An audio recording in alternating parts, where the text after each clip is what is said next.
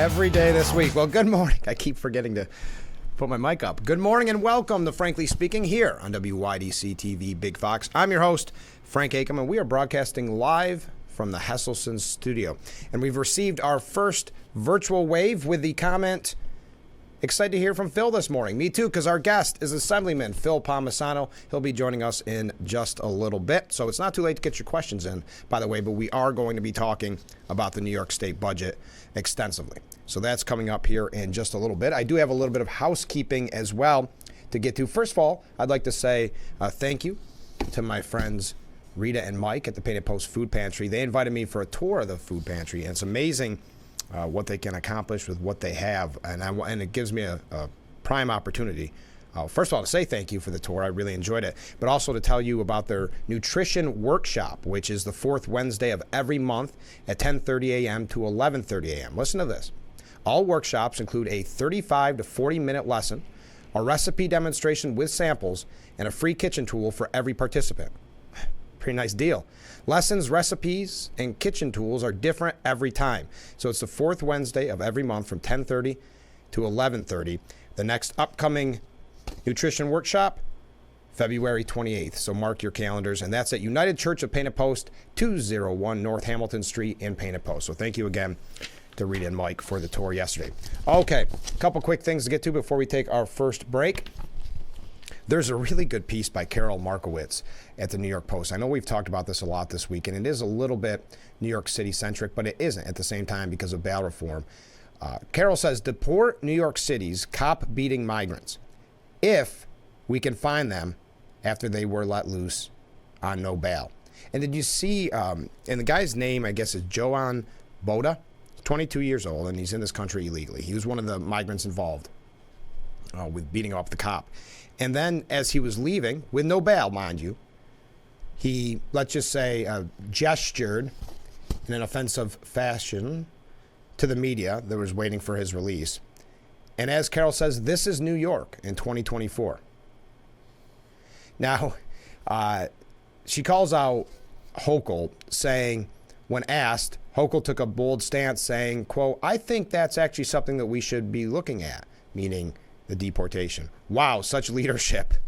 Now, this is an important point and why I bring it up. You may not have heard this by now. Sources have told the New York Post and others that 4 of the migrants have cut loose without bail, and they might have hopped on a bus bound for California on Wednesday. Shocker. People adept at breaking the law continue to break the law. And she says, even in the bad old days of New York, well, which could be 2024, assaulting a cop wasn't a consequence-free crime. Add New York's absurd no-bail laws, which set free violent offenders like Boda, who have no ties to the community and no permanent address, and you have a recipe for chaos. What are the chances this Boda reappears in court? I'll take money line on that. How much more will New Yorkers accept? The issue is Democrats have long pretended our porous border isn't a problem, and you're a racist and xenophobe for noticing it might be. Democrats like Hochul and Adams have to dance around the problem lest they be called the same names. And for New Yorkers, well, New Yorkers get the same gesture that Boda gave the media. So I thought that was a really good piece. We kind of paraphrased it, so if you'd like to find it, it's at the New York Post, and it's entitled, Deport New York City's Cop-Beating Migrants if we can find them after they were let loose on no bail. We got a couple other quick things we're going to try to catch up on before the Assemblyman joins us. But first, we've got to take our very first break. Stay with us. We'll be right back with Frankly Speaking here on Big Fox.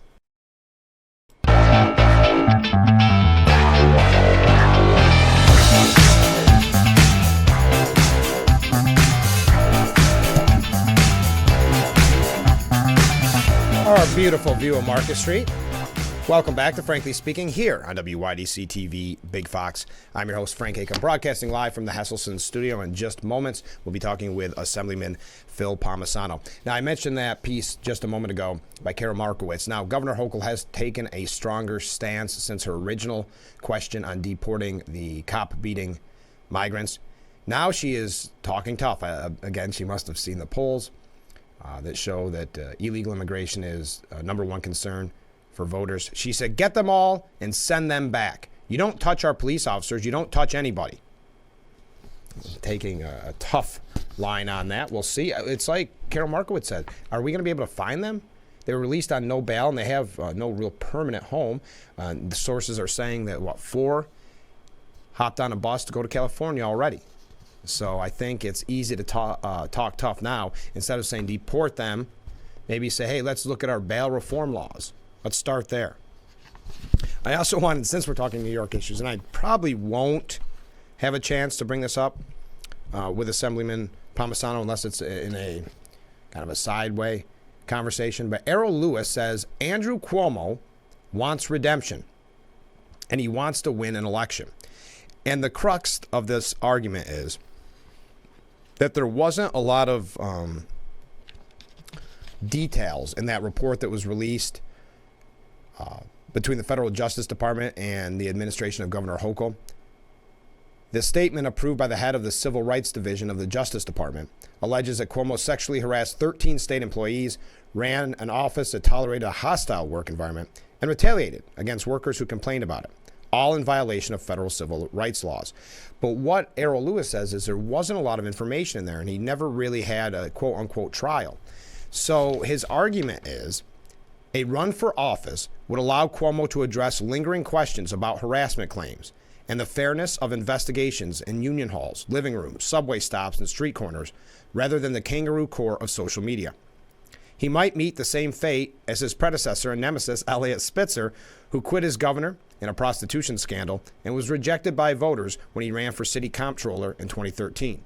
Or he might discover that despite all the negative press and one-sided reports, some subset, listen to this, some subset of New Yorkers are ready for Cuomo 2.0. That's a very city-esque article. So do you believe, I'll pose the question to you, do you believe that if you were to run it, maybe it's not for governor again, maybe it's against Mayor Adams in New York City, would he win? DeRosa, his right-hand person, was a huge favorite for basically any office she wanted to run for, according to polls, and of course it's based on New York City. So saying, well, maybe we didn't like Cuomo and his administration, but let's take people from his administration and put them in positions of power. It's very, well, I think that shows you a little bit in a nutshell with what we're dealing with when we talk about upstate votes versus downstate votes and why it's such an uphill battle for conservatives and for Republicans to win statewide races. Very difficult. So I thought that was interesting. Andrew Cuomo wants redemption and he wants to win an election. I'm going fast this morning. We're jumping all around, but I don't want to miss some of these stories before Phil comes in.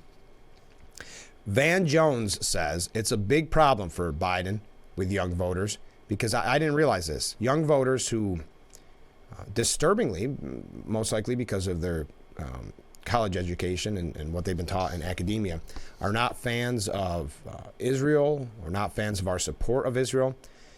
And Jones says it's a big problem for him right now, that the idea is that Biden can't be trusted.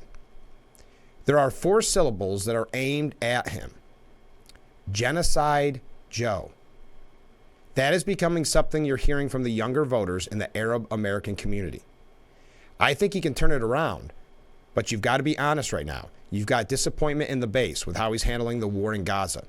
Now, the reality is Joe Biden is deep ties and friendship in the Muslim Arab community. He can get back there, but he's got his work cut out for him right now. I did not realize that some were calling him Genocide Joe. We've got to take another short break. Stay with us. We'll be right back with Frankly Speaking here on Big Fox.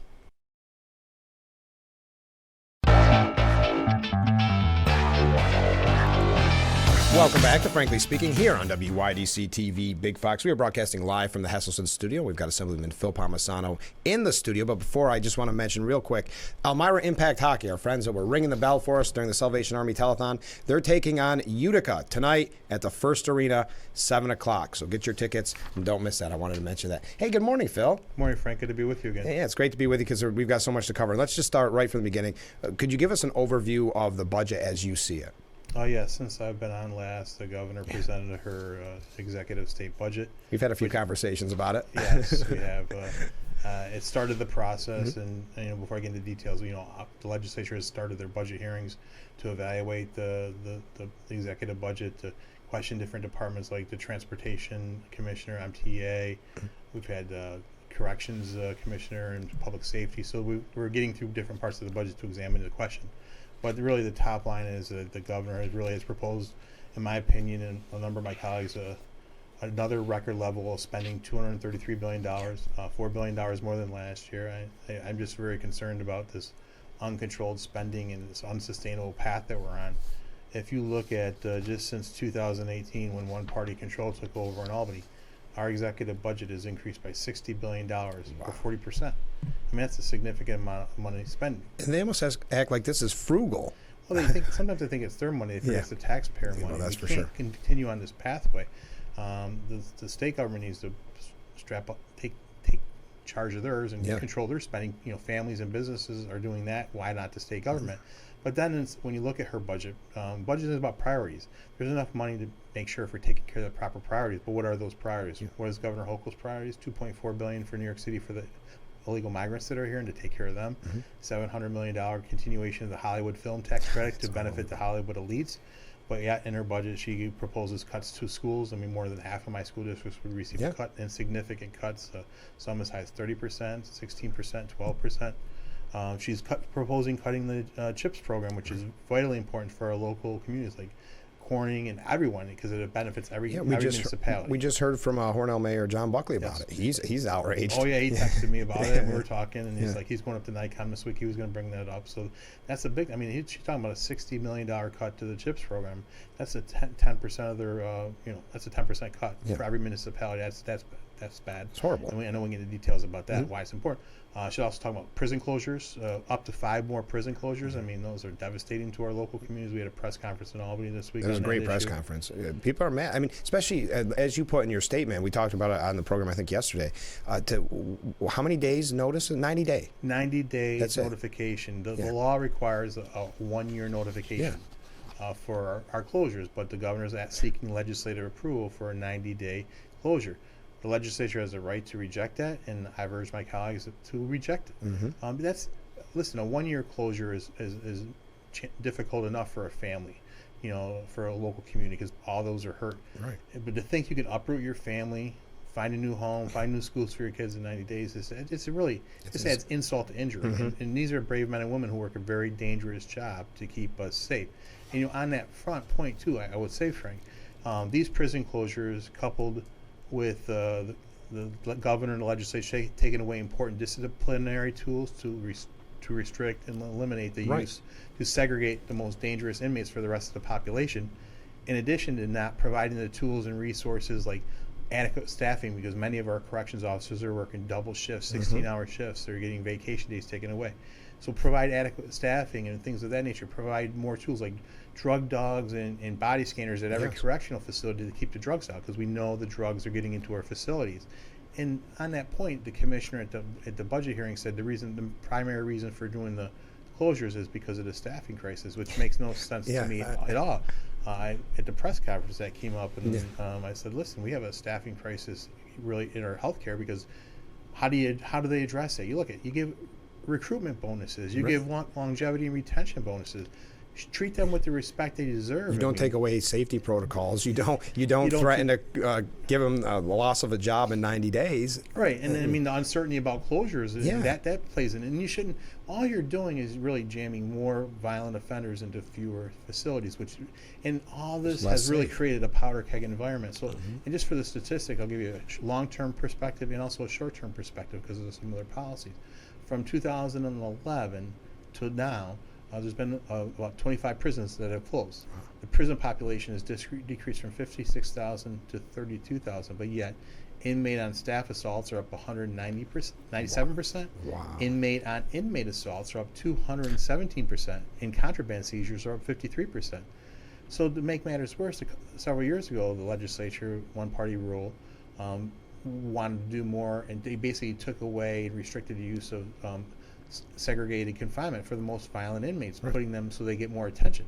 So since that, just from 2021 end of year to 2023 end of year this past year, assaults, inmate on staff assaults are up 42%, or an additional 500 assaults, for a total of 1,600. That's a record high increase in assaults. But also, a lot of my colleagues, it's really about the inmates, and inmate on inmate assaults are up 90%, an increase of 1,000 over 2 years ago to over 2,100. I mean, this is a powder keg environment that's going on inside of correctional facilities. They don't want to do anything. They can't explain the violence, because what they're doing is they're cramming more violent offenders into fewer facilities. Even in our medium facilities, Frank, 65% of the inmates inside our medium correctional facilities are violent offenders.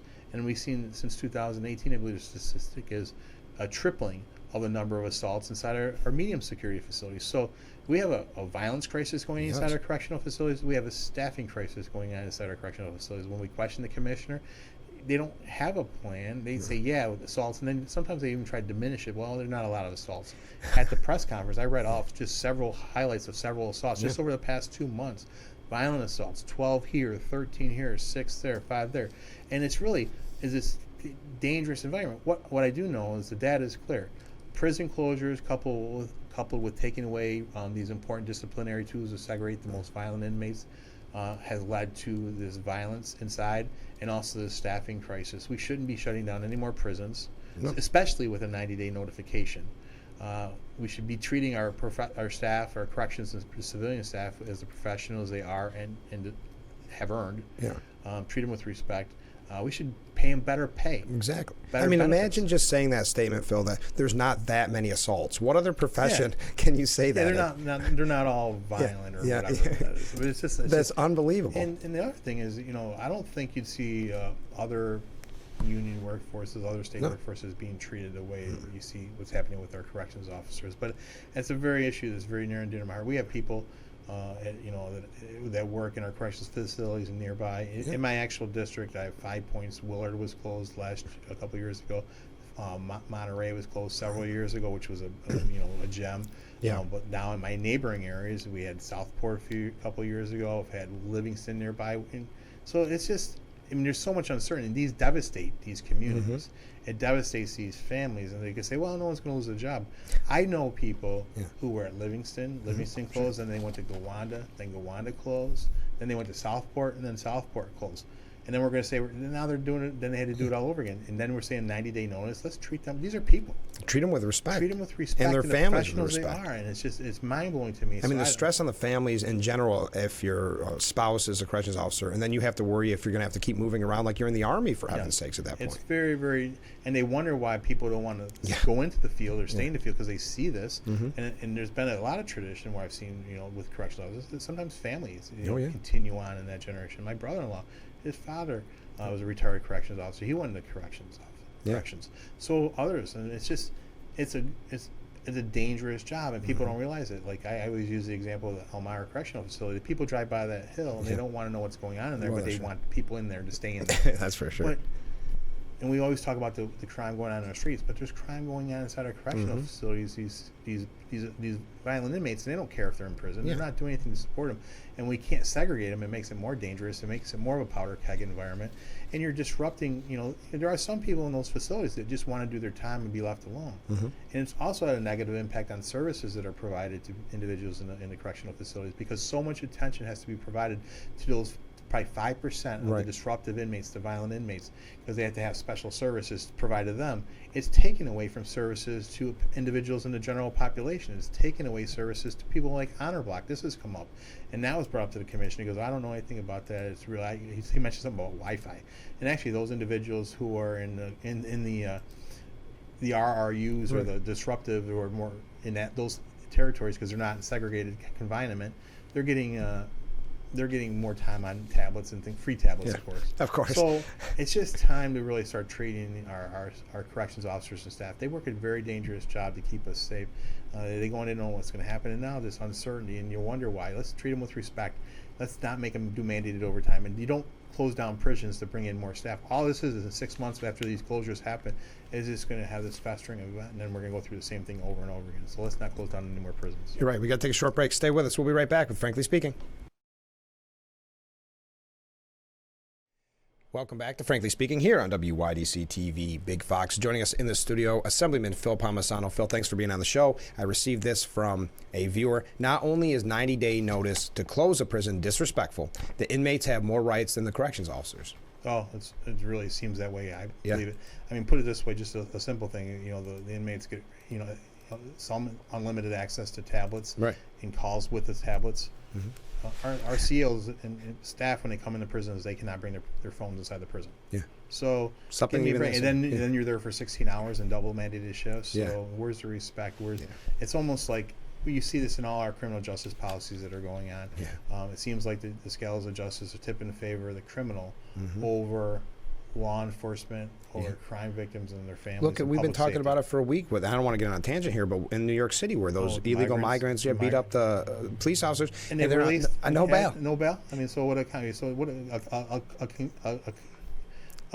collaboration of two failed policies. Yes. An unsecured border by this administration, failing just let them come through the door. Yeah. And a sanctuary city and no bail. Yeah. I mean, and now they're talking tough. Hochul saying deport them now. They're already, sources are telling the New York Post, 4 of them are already in California. Of course. Yeah. The other state where they're welcome. Yeah. I mean, when she talks about it, it's just scary. It's disrespectful. It is. It really is. So it's really, really bad.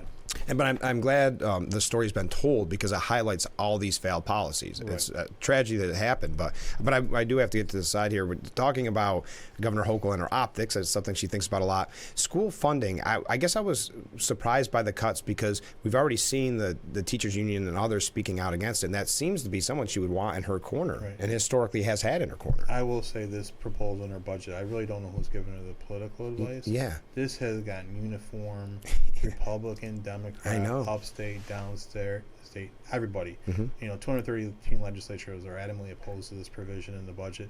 And what it is really, the foundation aid kind of brought the education funding to a certain levels, but we put there's a whole harmless language in the budget that said any school district would not receive less than the previous year because there are, obviously we know every year salaries are increasing. Right. Pensions are increasing. Health insurance are increasing more than people thought. We did Tom O'Mara, Chris Friend, and I did a conference call with probably over 20 plus superintendents from the GST BOCES region the other night, and the health insurance are really concerns on the horizon. Look at some of 30-40% increases. Wow. So where does that come from other than the property taxpayer and the state aid? For some of these schools is really significant and helpful to them. Over half of my schools, I had a sheet, especially with 27 schools on. I don't represent all 27, but it's my area and surrounding areas are looking at cuts. Some are significant, 30% for Hammondsport. Wow. 18%, 12%, 16%. Some over $1 million. South Seneca, a very small school up in South Seneca County, over $1 million. Hammondsport over $1 million. I mean, this is significant funding. I mean, this is like to some extent 20% of the revenue that comes in. So that you're talking about definitely staff layoffs, program cuts, and huge property tax increases. So there is that, and we're talking about just that amount of money. And I know this is going to sound, when I throw it around, it's like $180 million just to get to the hold harmless. In the context of a $233 billion budget. I know it sounds bad, but she's spending $2.4 billion for migrants, illegal immigrants, $700 million for a film tax credit for the Hollywood elite. Where are the priorities? And so it's really concerning. It's so wrong-headed. I mean, if you just look at it in front of you, or as you're saying it, people, whatever you think about schools and how much money's going to them, people get upset when they get their school taxes like that. Still, like you said, $2.4 billion for migrants in New York City. Right. The Hollywood tax cut. I mean, does anybody think that it's probably not better spent in the schools? Exactly. And like I say at the beginning, exactly. Which we'll get to. Yeah, like I said, and budgeting is all about priorities. Yeah. And if we need to look at what those priorities are. The governor laid out her priorities. I mean, I don't think it's in line. It's certainly not in line with my priorities. Right. I think a lot of it, our priorities are different. So we talk about these things, like our schools, like our local roles, like individuals with developmental disabilities, which I hope we can talk about before we finish. But the roads, if you want to pivot into that. Yeah.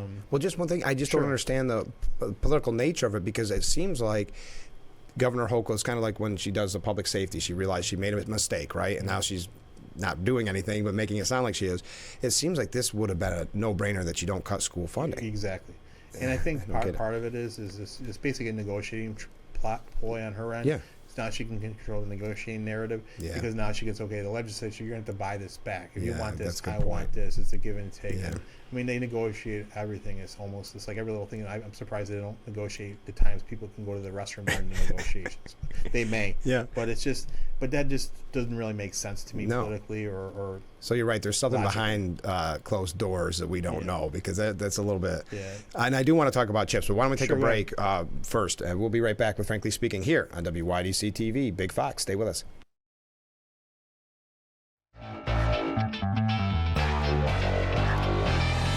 Welcome back to Frankly Speaking here on WYDC TV Big Fox. I'm your host, Frank Acom. We are broadcasting live from the Hesselson studio here on Marcus Street in Corning. We've got Assemblyman Phil Palmisano in the studio. So, Phil, I want to talk about chips and the cut, because as I mentioned, Mayor Buckley was very upset about it. I know you're very upset about it. Tell us what we're going to be dealing with when it comes to chips funding.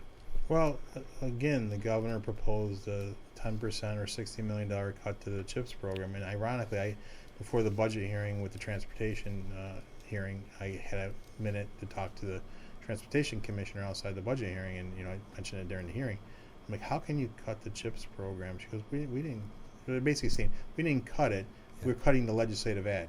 I'm like, but this is the budget that was adopted that the governor supported. So if you're giving them this much money last year, you're proposing taking away $60 million this year, that's a cut. Yeah. So please don't try to put your spin on it. Yeah, no kidding. But $60 million or 10% would be devastating to our local communities. It would be devastating to Hornell, where John is from and represents, Yeah. Oh, yeah. Corning, Addison, every small village, town, county.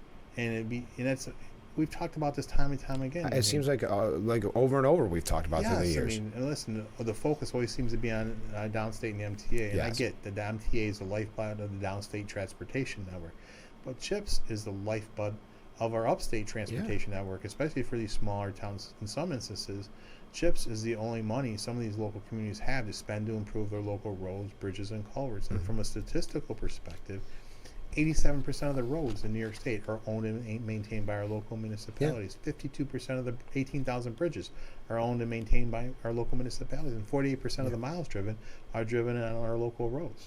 And I know you mentioned a million times, and I've stole your quote pretty much on it, but you think about that when the school bus goes over the bridges, and you look at you driving to work, and this again is another optics thing that I just don't understand, but it must be the focus, like you said, on the MTA. Well, and I'm a supporter of the MTA. I mean, we have Alstom and Hornell, which is of course, is part of the mass transit industry. We have CAF and Elmira. I mean, so I'm supportive of the MTA, but what we want to have is parity. We used to have parity in the MTA capital budgets and the DOT capital budgets. 10 years ago, if it was $30 billion for one, it'd be $30 billion for the other. But the last MTA capital budget under one party control made $52 billion for the MTA and $32 billion for the DOT roads and bridges. And then only a portion of that can go to our local roads and bridges. Now, we've pushed over the past 12 plus years, since 2013, and the local highway superintendents come up and do a rally and lobby. And their success is because of them. I like that. And they talk about local roads matter, local roads are essential. So we drive that message home. But the other thing, inflation, it's hurting everyone, when you see it at the grocery store, at the gas pump, but it's hurting our local municipalities too. The construction inflation rate has increased, according to the Federal Highway Administration, by 58% over the past 30 months. So even when we give them that $60 million increase last year, now the governor wants to take that away. So it's eating right through that from an inflationary perspective. So all that means is you can't put in much investment into your local roads, bridges, and culverts, where you're going to have to rely more on the property taxpayer. It's just going to make it more dangerous.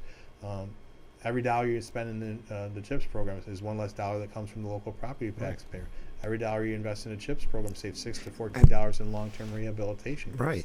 I mean, where do they think that the people of New York are going to get the money for these type of things? They're not. I mean, our local budgets are strapped enough. And then you look at the mandates coming through, whether it's for our schools, whether it's for our communities with the electric vehicle stuff. I mean, one of the I definitely talk about that. On the school bus, or the electric vehicle, can you imagine plowing roads with an electric plow? I mean, there's a whole bunch of issues, but there's a great concern over the fiscal situation of our communities. I mean, our local communities, like John in Hornell, does a great job managing the budget. He's done a tremendous job. They're doing. Other communities are doing the same, and they're doing the best they can with the resources they have, because most of their funding comes from the property taxpayer. But the CHIPS program has been one of the most successful and important programs that we've established. Is funded through a program. Everyone benefits from it. Right. New York City benefits from it. Long Island benefits from it. The Hudson Valley benefits from it. Well, we benefit from it upstate New. And it's really about a parity issue. Let's make sure our funding is prioritized. Right. But the MTA budget has an increase for operational expenses and capital expenses. But now the governor's proposing a $60 million or 10% cut to our local communities for their local roads, bridges, and culverts. It's unacceptable. Not only should it be restored, there should be a significant increase to the CHIPS program. Yes. That makes sense. That's, again, we're talking about our budgeting priorities, $233 billion budget. There should be more of an investment in CHIPS to keep our people safe, keep it more logical. It's an economic development thing because when businesses come to local, they're looking for, local infrastructure. Our tourism industry supports all of that. Right. And businesses, they don't locate. It's nice to be along an interstate, but they locate in towns, villages, and cities. course. So if the interstate's great, but the roads in the community aren't good, Yeah. that's not a positive thing. And a public safety issue. I mean, our school buses, Right. they go over bridges and every day. Yeah. I mean, so God forbid a road is out and it's going to impact them. It could be dangerous. We got to be proactive on this, not reactive. Exactly. We're going to take another short break, and then when we come back, we got a lot more to cover. So stay with us. We'll be right back with Frankly Speaking.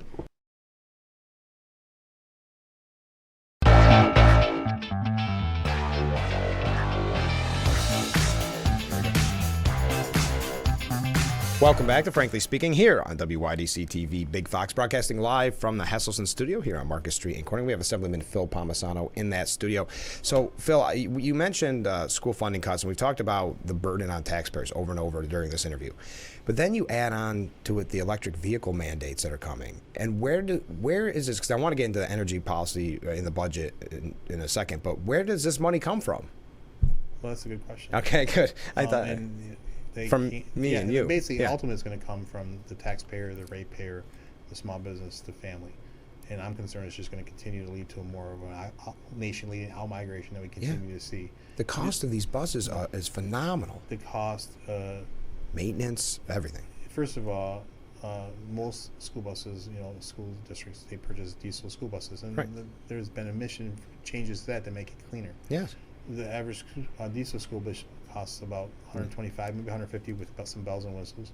The average electric school bus costs $400,000 to $450,000. And they've all got to be replaced. It's not They've all one at a all got to be time. replaced. Yeah, beginning in July of 2027, every school district, every new bus purchase has to be electric.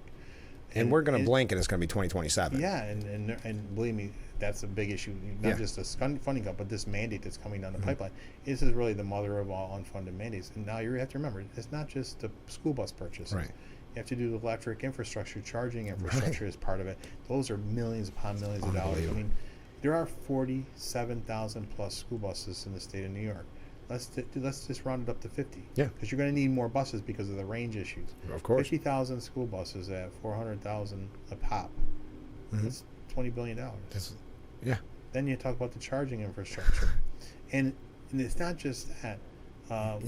Horsehead School District had told us previously, they've been told by NYSEG just to bring the power from the grid into the school. Yeah. Would cost the taxpayers would be on the hook. Property taxpayers of the Horsehead School District. Right. $10 million. So this is going to be similar everywhere. Yeah. And the utilities don't know if they can bring this to these Yeah, if schools. they're so ready they don't- for if the grid's not ready for it. The Yeah. build out is a massive build out. But this is the mother of all unfunded mandates. And with the schools, you're going to need more school bus drivers. There are issues that you don't even think about. They're not thinking about anything. They're saying got to get the EV mandate. What about half days? These vehicles go out on routes. They come back to the charge. That's They're a not ready great to pick point. up. Yeah. What if there's an emergency or something like that? You have to go out. What about now the transportation of these students going to state championships in Syracuse or Albany? Yeah. I mean, I know in February the wrestling state championships happen up in Albany. Our state championships happen in Syracuse. They go in different parts of the state. Steuben County is 1,400 square miles. Yeah. These range issues are significant. When you get the air conditioning on or the heat on, that depletes the battery. We saw what happened out in Chicago with those Teslas. I don't know if you saw the story where they all died and they were waiting. Some were waiting around 8 hours to be charged, and then they didn't charge because it was so long. We have some cold, really temperatures here in New York State, up in the Adirondacks in Western New York. That happens here. That can happen too. What happens if those school buses can't charge or aren't ready to go out? Then what do you do with the kids? There's a safety and health issue with this, and also the fires. these EVs, the lithium-ion batteries, catch on fire on a regular basis. We see them with the scooters in New York City. We see them with visuals of electric vehicles. They blow up and explode. And when they catch on fire, they burn hot, they burn long, and they burn very, very quickly. So to think our kids are on these school buses where they can catch up on flames, there's going to be no time for them to get out. So I'm very, very concerned about it. And of course, with the batteries, I've talked about this over and over again. You know, if I can mention up, the cobalt is used to produce and make lithium-ion batteries. 70% of the cobalt is extracted into the Democratic Republic. We talked about this last time. There's child labor, well documented. It's sickening. They die. These mining collapses, they're dying. They're being maimed. They're being paralyzed. And there's some estimates, 35 to 40,000 kids in the Democratic Republic of Congo are going in these mines and mining. And it's polluting waters and rivers and streams over there when they do a lithium mine. So it's almost like, and as long as it's not us, Commissioner Sagos, right? So the DEC Commissioner this week, and then we talked about the whole energy policy. I said to the Commissioner, this is really not an energy transition. It's a train wreck. Yeah. But that's what I'm concerned about. It's almost like if kids aren't dying or being maimed over here, it's okay. Exactly. As long as we're going to get to our clean energy goals. They mentioned, well, we got a possible cobalt mine out west. Well, the environmentalists aren't going to let that happen. They're not going to let lithium extraction happen here because they don't want it here. They want it someplace else because the environmentalists, they don't want it there, but then someplace else. It's okay as long as we're meeting our goals. And I talked about, listen, I know you don't like oil rigs or fracking, natural gas fracking wells, but I don't see any children working on them. No, exactly right. We received this from a viewer. How can we protest this crazy bus idea? I'd prefer not to pay for them. Me too. Well, that's the listener brings up, or watcher brings up a good question because school bus purchases have to be approved by the voters. If the voters don't approve the school buses, they can't do it. So a lot of questions are coming out like, well, are they going to mandate it? Right. And then you just have to buy them? I mean, so... That's a great point. I mean, the school, I'd say to call right now, I'd get on the phone with Governor Hochul, let's say, and get on, obviously I'm on your side. Yeah, right. I'm America's friend, agree. Yeah. But call Governor Hochul's office. We got to blast them and say, we need to pump the brakes on this thing. Right. And the other thing with this issue, and I said to the commissioner, we're making our school districts go first. Yeah. They have to have their entire fleet converted by 2035. Yeah. Heavy duty fleet. And they have to meet benchmarks beginning in 2027. There are no benchmarks for the state of New York other than by 2040, not 2035. Right. Their heavy-duty medium fleet have to be converted. So why not? How about the state go first? Yeah. And show they can do it. Make sure they work out all the kinks and problems instead of. And the commissioner goes, "I want us to go all together." I go, "What? We're not. You're not doing that. You're not proposing. You're asking the schools to go 5 years before and starting in 2027." And so I put in legislation with Tom O'Mara that Chris Friend has supported that would basically stop this and say, okay, if you're going to make this move forward, make it be 2045 when the public, they have to start, for new vehicles, starts at new purchase. Or the school districts don't have to do it until the state completes their conversion of their fleet. Yeah. You have to do a cost-benefit. How about a cost-benefit analysis, show how much it's going to cost? How about partnering with the New York Independent System Operators, which manages the grid, the utilities, and the Public Service Commission to say, can the grid handle this, and can we handle this build-out? Because I talked to one engineer who's working with the school district. They're trying to prepare ahead, and they've been told by the utilities that you're not going to have power for this site for 7 years. I mean, but you're going to spend money to build it. Yeah. And I just think this is a runaway freight train. It really is. And that's why I said to the commission, I'm like, not that we can't move towards clean energy goals, but we got to do it in a rational way. We can't jeopardize the existing energy infrastructure. I know I'm kind of pivoting here, obviously. Yeah. I apologize. But we can't jeopardize the entire energy infrastructure that we have in place that's reliable, that's affordable. You're right. And say we're going to move to this full electrification for school buses, for homes. And basically it's a plan to really dismantle the entire natural gas infrastructure supply and delivery system that we have in place. And it's a move towards full electrification to take away the choice, consumer choice on how you heat your home. It's just wrong. How you cook your food, how you dry your clothes, how you power your buildings, and the car you drive. Taking away energy choice, energy freedom. And it's just going to lead to massive increases in the rates. I mean, we talked about just to convert your home over from natural gas to full electrification using heat pumps. And there's 3 studies. Basil, Sagos, and Dorian Harris, their own study with the Climate Action Council said it would cost $20,000 to $50,000. The Consumer Energy Alliance said it would cost a family over $35,000. In Western New York, they did one $40,000 to $50,000. Wow. For heat pumps and all these, you have to deal with not just the heat pumps. You have to deal with the shell of your property. You have to deal with the charging circuit improvements. What low or moderate income person can afford that and would want to do that? But you take away the choice. It's like just another fee to stay here in New York. Right. Thank you. And and 60% of the people in New York State heat their homes with natural gas. Right. 40% of our generation. So we're going to stop this. And okay, we can make a transition over time. We got to do it smartly, but we're not. We're rushing full speed ahead. And when we talk about roads and bridges, you do not tear down a bridge before you build a new one. That's a great point. But what we're seeing happening is they're tearing down. They want to stop and dismantle our whole energy infrastructure system before we get the new infrastructure in place. Because right now, our total generating capacity in New York State is 41 gigawatts. That's wind, solar, hydro, natural gas, and nuclear. 41. Yeah. The massive build out that's needed, according to NISO, by 2040 is 124 gigawatts. That's tripling our capacity. And we haven't put, I think, maybe 12 to 15 gigawatts online since like 1998. Yeah. And that's a massive. And we're not even talking about the reliability factor. They said that from a reliability perspective, we need 27 to 45 gigawatts. And for the watcher, 1 gigawatt is the equivalent of powering like 750,000 homes. So we need 27 to 45 gigawatts of dispatchable emission-free resources. Remember, our total is generating in New York right now with everything is 41. We need 27 to up to 45 of dispatchable emission-free resource generation.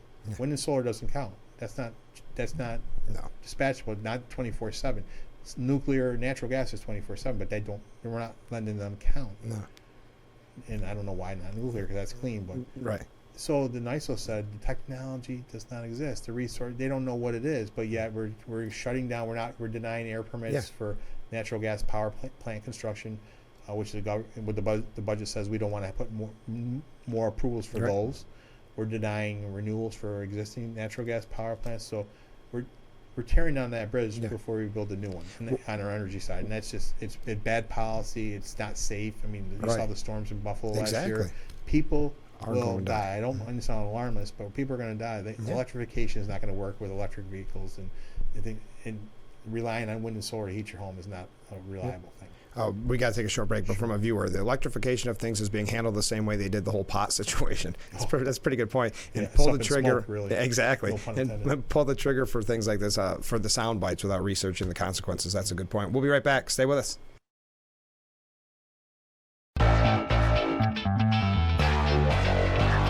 We are back, frankly speaking, here on WYDC TV. Big Fox Assemblyman Phil Palmisano is our guest. Phil, you mentioned this earlier, and we glanced over because we want to get to it, which was developmental and intellectual disabilities. I know you've always been a champion and outspoken on this. Could you tell us what we're seeing currently with the budget? Is there any updates, anything? Nothing positive from my perspective. Really? I mean, I go back to the fact that budgeting is all about priorities. If we're not taking care of our most vulnerable citizens, what does that say about us as a state? When I talk about our most vulnerable citizens, I think about individuals with intellectual and developmental disabilities. These are individuals who really dealt a bad hand in life and no fault of their own, but they need services, they need caretakers, they need direct support professionals who are tasked with making sure their quality of life and quality of care are addressed.